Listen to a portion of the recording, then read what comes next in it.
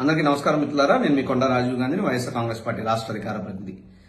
తానెంతో visionary అనే చెప్పుకునే చంద్రబాబు నాయుడు గారి పరిపాలన వైఫల్యం ఏ స్థాయిలో ఉంది అంటే, ఒక ప్రభుత్వ కనీస బాధ్యతైన వైద్యం, విద్య సదుపాయాల విషయంలో కూడా సంపూర్ణంగా ఫెయిల్ అవుతా ఉన్నారు. అందులో భాగంగానే ఈ రాష్ట్రంలో ఉన్నటువంటి ఆరోగ్యశ్రీ పథకం అనారోగ్యం పాలయ్యింది. అలసత్వం అనేటువంటి క్యాన్సర్ సోకింది. బిల్లులు బకాయిలు చెల్లించకపోవడం వల్ల ఈ రాష్ట్ర వ్యాప్తంగా పేదలకు అందాల్సినటువంటి కార్పొరేట్ వైద్య సేవలు బంద్ అయ్యాయి.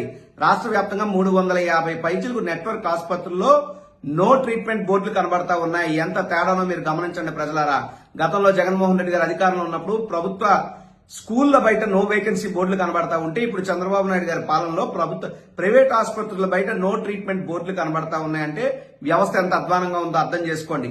గడిచినటువంటి 16 నెలల కాలంలో చంద్రబాబు నాయుడు గారి హయాంలో సుమారు 2 సార్లు అధికారికంగా ప్రైవేట్ ఆసుపత్రి వారు ఆరోగ్యశ్రీ సేవలు ఈ రాష్ట్రంలో నిలిపివేశారంటే ఎంత దౌర్భాగ్యమైనటువంటి పరిస్థితితో ఆలోచించమని కోరుతా ఉన్నా. సుమారు వారికి 3,000 కోట్ల పైన బకాయిలు పెట్టాడు ఈ చంద్రబాబు నాయుడు గారు. ప్రతి ఆసుపత్రికి కూడా 2 నుంచి 5 కోట్ల మేర బకాయిలు పడ్డాయి.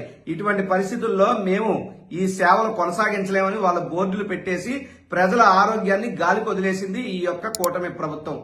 గమనించాల్సింది ఏంటంటే, గతంలో జగన్మోహన్ రెడ్డి గారు అధికారంలోకి రాకముందు 14 నుంచి 19 వరకు చంద్రబాబు నాయుడు గారు ఇదే విధంగా సుమారు 700 కోట్ల రూపాయలు పెండింగ్ బకాయి బిల్లులు పెట్టి వెళ్లిపోయాడు. అందులో ఆయన బావమరిది అయినటువంటి బాలకృష్ణ గారి వారి తల్లి గారి పేరు మీద ఉన్నటువంటి బసవతారకమ్మ క్యాన్సర్ హాస్పిటల్ కూడా అనేక బకాయిలు పెడితే అవన్నీ జగన్మోహన్ రెడ్డి గారు వచ్చి క్లియర్ చేయడం జరిగింది.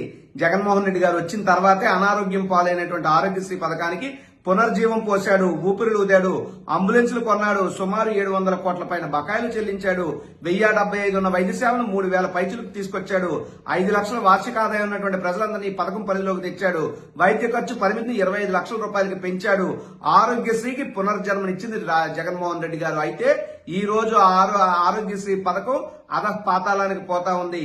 నేను గమనించమని కోరుతా ఉన్నా. ఒసే రాములం లాంటి సినిమాలో రచయిత ఒక పాటలో ఒక 2 లైన్లు రాశాడు. ఏమనంటే, మీ అమ్మకు జలుబు చేస్తే అపోలోలో చేరుతుంటే నా తల్లికి క్యాన్సర్ అయితే ఆకుపసరు మింగుతుండే అని రాశాడు. అటువంటి పరిస్థితుల నుండి ప్రతి పేదవాడికి కూడా వైద్యం అందాలి, వైద్యం అందక ఏ పేదవాడి ప్రాణం పోకూడదు, ఎవరు అనారోగ్యం పాలవ్వకూడదు, అప్పులు పాలవ్వకూడదు లక్ష్యంతో రాజశేఖర్ రెడ్డి గారి యొక్క మానస పుత్రిక ఈ ఆరోగ్యశ్రీ పథకం. ఈ పథకం రాజశేఖర రెడ్డి గారు తెచ్చిన తర్వాత ఆయన్ని కొనియాడిన వారంటూ కూడా ఎవరు లేకుండా పోలేదు. అందరూ కొనియాడారు.